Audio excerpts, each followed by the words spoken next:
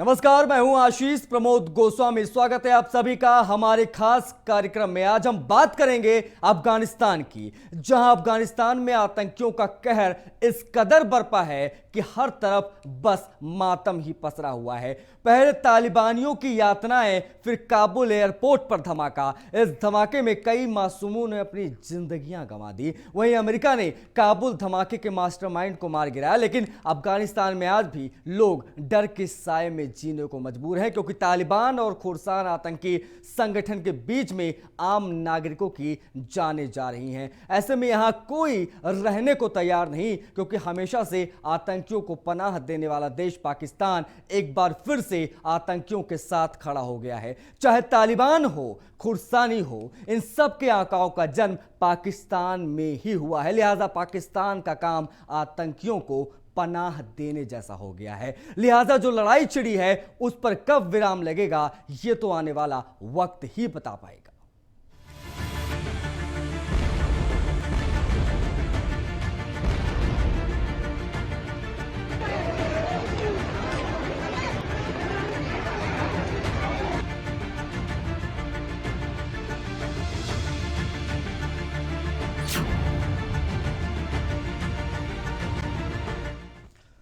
तो काबुल हमले का बदला अमेरिका ने 36 घंटे के अंदर ही ले लिया। काबुल एयरपोर्ट पर धमाके के मास्टरमाइंड को ड्रोन हमले से मार गिराया गया, यह अमेरिका का दावा है। हालांकि जो बाइडेन ने कहा है उसके मुताबिक लड़ाई अभी खत्म नहीं हुई है। आतंक के खिलाफ लड़ाई जारी रहेगी। यह रिपोर्ट देखिए और समझिए मौजूदा हालात।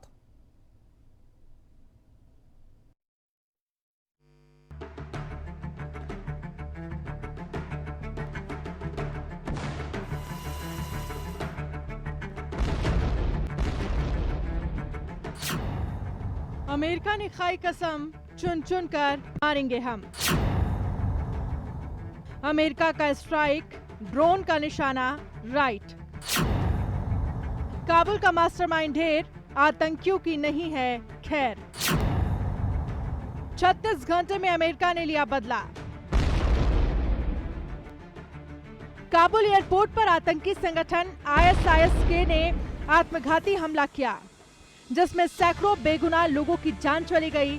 इस हमले में अमेरिकी सैनिकों की भी मौत हुई, जिसके बाद पूरे अमेरिका में खलबली मच गई। वहीं अमेरिकी राष्ट्रपति जो बाइडेन ने कहा है कि हम काबुल के गुनहगारों को चुन चुन कर मारेंगे, और अमेरिका ने 36 घंटे में ही अपना कारनामा कर दिया। अमेरिका ने अफगानिस्तान में ISIS खुरासन ISIS के ग्रुप के ठिकानों पर ड्रोन से हमला किया। यह हमला अफगानिस्तान के नंगरहार प्रांत में किया, जो कि पाकिस्तानी सीमा से लगा हुआ है और ISIS का गढ़ माना जाता है।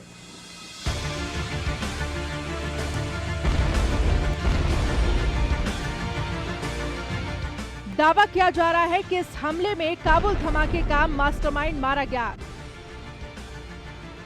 बताया जा रहा है कि अमेरिकी ड्रोन ने मध्य पूर्व की किसी अज्ञात लोकेशन से उड़ान भरी और ISIS के आतंकी को उस वक्त निशाना बनाया जब वो अपने दूसरे सहयोगी के साथ कार में सवार था।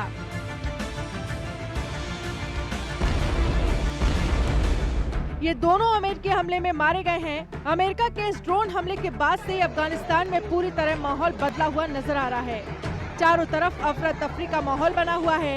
ऐसे में अमेरिका ने अपने नागरिकों को चेतावनी देते हुए कहा है कि काबुल एयरपोर्ट से वो तुरंत हट जाएं, क्योंकि वहां ISIS फिर से हमला कर सकता है।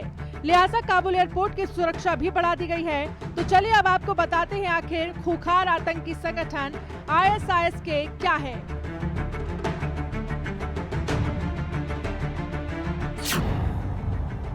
ISIS के का नाम उत्तर पूर्वी ईरान, दक्षिणी तुर्कमेनिस्तान और उत्तरी अफगानिस्तान में आने वाले इलाकों के नाम पर रखा गया है। ये संगठन सबसे पहले 2014 में पूर्वी अफगानिस्तान में सक्रिय हुआ था। इसने पिछले कुछ सालों में पूर्वी अफगानिस्तान में अपनी मौजूदगी दर्ज कराई है।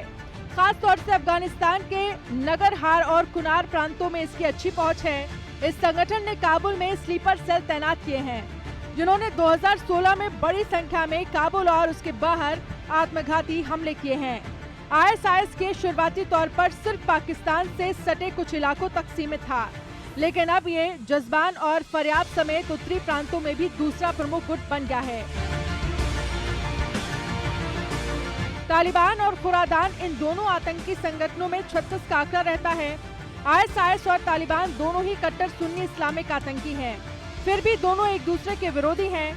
आईएसआईएस के और तालिबान के बीच कई मुद्दों पर सहमति है। आईएसआईएस ने तालिबान पर आरोप लगाया कि उसने जिहाद और युद्ध का मैदान छोड़कर दोहा और कतर के बड़े होटलों में बैठकर शांति के समझौते किए हैं।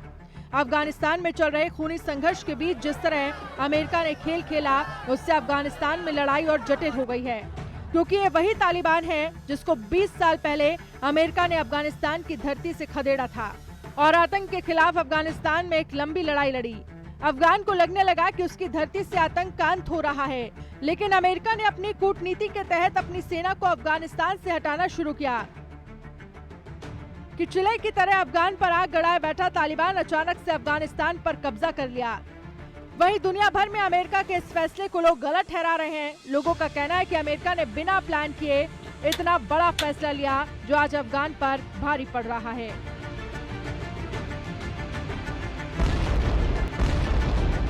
Bureau report, news 1 India. तो अमेरिका ने रीपर ड्रोन से हमला कर काबुल हमले के मास्टरमाइंड को ढेर कर दिया। रीपर ड्रोन, जिसे अमेरिका का ब्रह्मास्त्र कहा जाता है, ऐसा पहली बार नहीं है जब इस्लामिक स्टेट के अड्डे पर ड्रोन से हमले किए गए हों।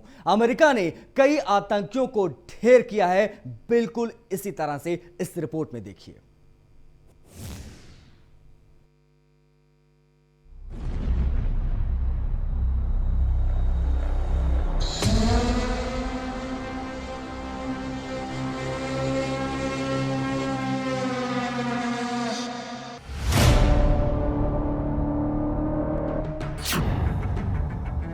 ड्रोन की बढ़ती मांग, आतंकियों का काम होगा तमाम। रीपर ड्रोन है ब्रह्मास्त्र, दुश्मन को करता है परास्त। भारत में आएगा ड्रोन, पाक का हिल जाएगा ब्रेन। काबुल एयरपोर्ट पर आत्मघाती हमले के बाद अमेरिका ने इस्लामिक स्टेट के गढ़ पर हमला बोल दिया।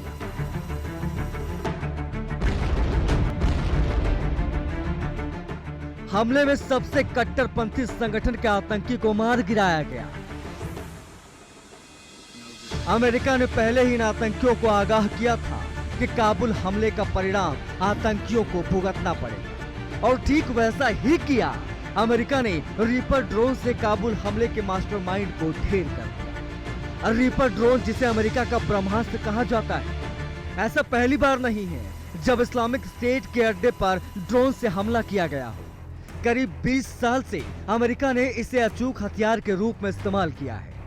अमेरिका ने 3 जनवरी 2020 को बगदाद हवाई अड्डे के पास ड्रोन से एक हवाई हमला कर ईरान के अल-कुद्स फोर्स के प्रमुख कासिम सुलेमानी को मार गिराया।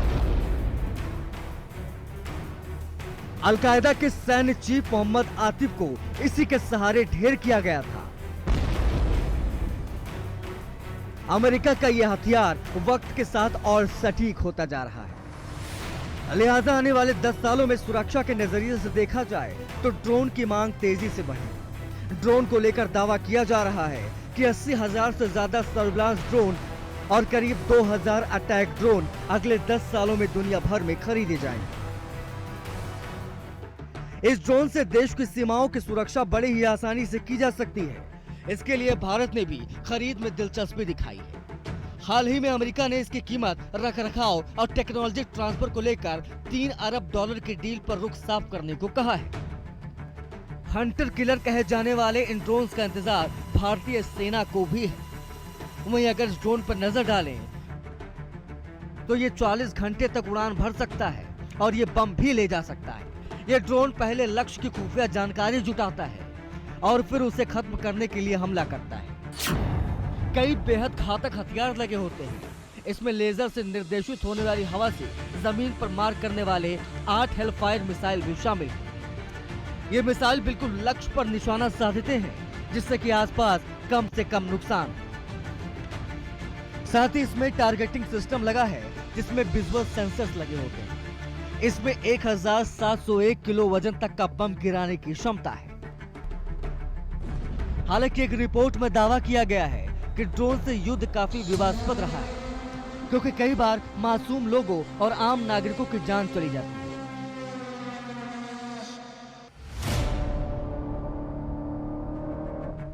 वही ग्राउंड पर पूरी सच्चाई का पता करने के लिए किसी का न होना और ड्रोन को दूर से कंट्रोल किया जाना भी एक बड़ा मुद्दा है। अफगानिस्तान जैसे युद्ध क्षेत्र में इनके इस्तेमाल में इन्हें बड़े हथियार के तौर पर स्थापित जरूर किया है, लेकिन मानवाधिकारों को लेकर इन्हें गंभीर माना जाता रहा है। लिहाजा अमेरिका ने अफगानिस्तान में आतंकियों से बदला लेने के लिए अपने ब्रह्मास्त्र का इस्तेमाल किया।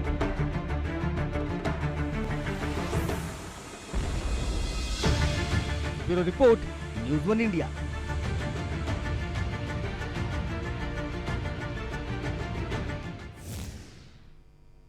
तो अफगानिस्तान के मौजूदा हालातों पर आज प्रधानमंत्री मोदी ने अपनी बात रखी। क्या कहा पीएम मोदी ने, आइए आपको दिखाते हैं। आज दुनिया भर में कहीं भी कोई भी भारतीय अगर संकट में गिरता है तो भारत पूरे सामर्थ्य से उसकी मदद के लिए खड़ा हो जाता है। कोरोना काल हो या फिर अफगानिस्तान का वर्तमान संकट, दुनिया ने इसे निरंतर अनुभव किया है। ऑपरेशन देवी शक्ति के तहत अफगानिस्तान से सैकड़ों साथियों को भारत लाया जा रहा है। चुनौतियां बहुत हैं, हालात मुश्किल है, लेकिन गुरु कृपा भी हम पर बनी हुई है। हम लोगों के साथ पवित्र गुरु ग्रंथ साहब के स्वरूप को भी शीश पर रखकर भारत लाए हैं।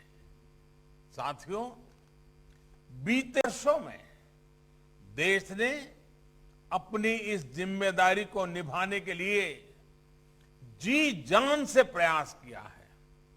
आज दुनिया भर में कहीं भी तो अफगानिस्तान में मौजूदा हालत को देखकर हिंदुस्तान भी सतर्क हो गया है, क्योंकि जिस तरह से अफगानिस्तान में आतंकियों ने तांडव मचाया है वो हिंदुस्तान के लिए बड़ा खतरा है। आशंका जताई जा रही है कि आईएसआईएस आतंकी जो संगठन है वो दक्षिण एशिया इसके बाद भारत तक पहुंचने की कोशिश कर सकते हैं, क्योंकि आईएसआईएस खुरासान कट्टर इस्लामिक शासन थोपना चाहता है। ये रिपोर्ट देखिए।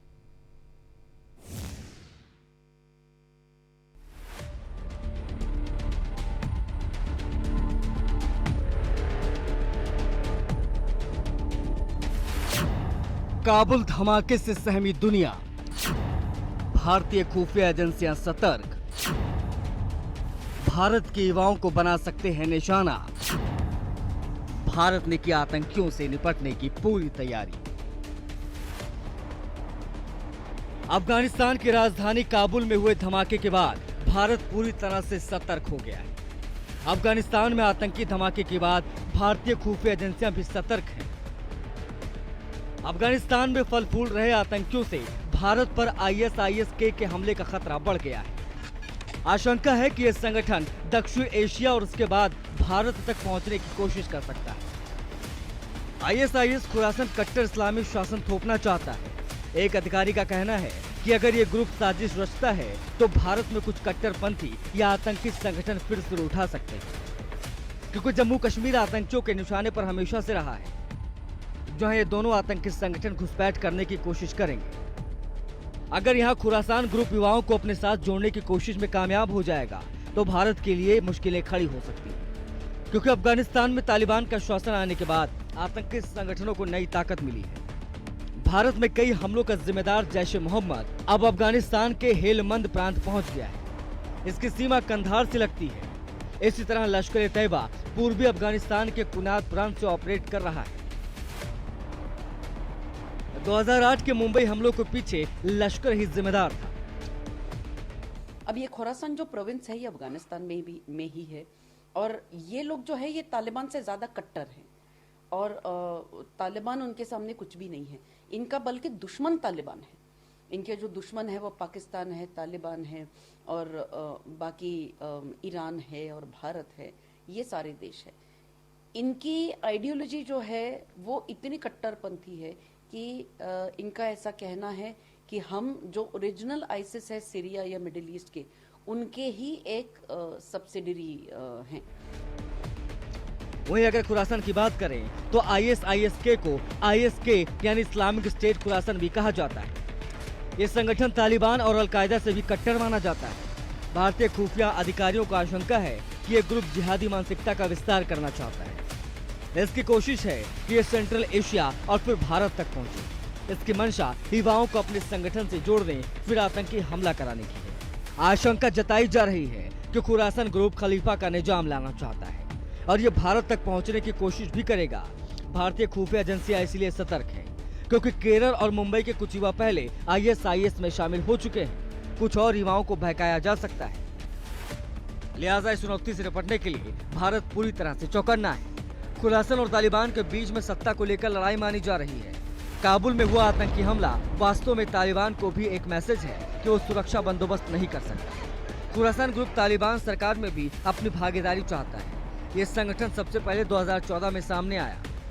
बाद में इसकी पहचान एक बेहद दुर्दांत और वहशी संगठन के तौर पर होने लगी। हक्कानी नेटवर्क और पाकिस्तानी खुफिया एजेंसी ISI से इसके रिश्ते हैं।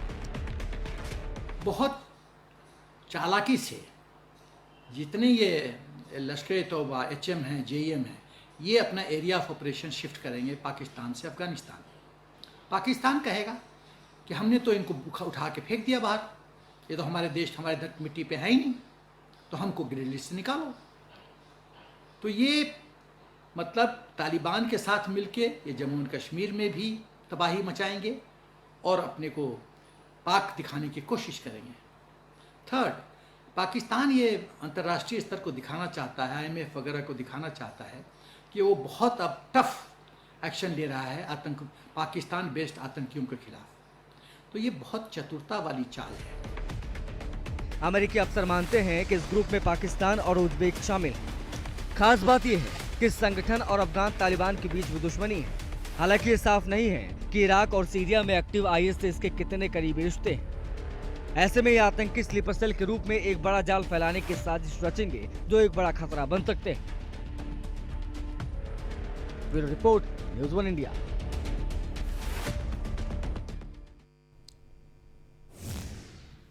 तो अफगानिस्तान में अब तक एक तनाव जो था वो तालिबान और सैनिकों के बीच था, फिर चाहे वो विदेशी सैनिक हो या अफगानिस्तान के सैनिक हो। हालांकि एक करार के बाद अमेरिकी सैनिकों की शांतिपूर्ण वापसी जारी थी और तालिबान का भी पूरा ध्यान अपनी सरकार की गठन और आवाम के लिए नए नियम कानून पर था। जनता लौटते तालिबान शासन के खौफ के चलते देश से भागने की कोशिश कर रही थी। इन सब के बीच एंट्री होती है एक तीसरे पक्ष की जो जोरदार और बेहद घातक आत्मघाती हमले में आम लोग यानी अमेरिकी सैनिकों और तालिबान लड़ाकों को निशाने पर बनाता है। इसी तीसरे पक्ष का नाम है ISIS खुरासान, जो आतंकवादी संगठन इस्लामिक स्टेट की अफगान शाखा है और इसके मुखिया हैं शाहब अल मुहाजिर। इसके काबुल के एयरपोर्ट पर हमले के लिए इसी को जिम्मेदार माना जा रहा है। तो चलिए आपको बताते हैं कि आखिर आतंकी शाहब अल मुहाजिर आखिर है कौन, ISIS खुरासान के कैसे इसको लीड करता है। तो ISIS का मुखिया है शाहब अल मुहाजिर, इसी ने पूरे हमले की जिम्मेदारी ली है। 100 से ज्यादा लोग इस हमले में मारे गए थे। सिलसिलेवार बम धमाके हुए। अफगानिस्तान पाकिस्तान क्षेत्र में इसकी मौजूदगी रहती है। इन ग्राफिक्स के जरिए हम आपको बताने की कोशिश कर रहे हैं इस आतंकी अल मुहाजिर के बारे में। शाहब अल मुहाजिर का भारत से कोई संबंध नहीं।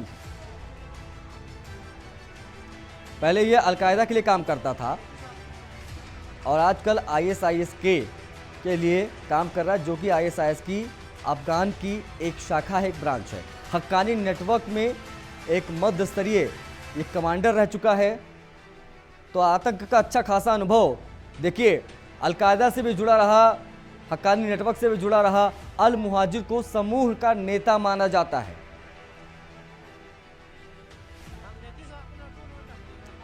इस्लामिक स्टेट खुरासान के पास लड़ाकों की एक बड़ी फौज है और आतंकी अल मुहाजिर ये सबको डील करता है। तालिबान और अन्य आतंकियों को ये लुभाने का काम करता है। ये अहम जानकारी आपको हम बता दें आतंकी अल मुहाजिर के बारे में।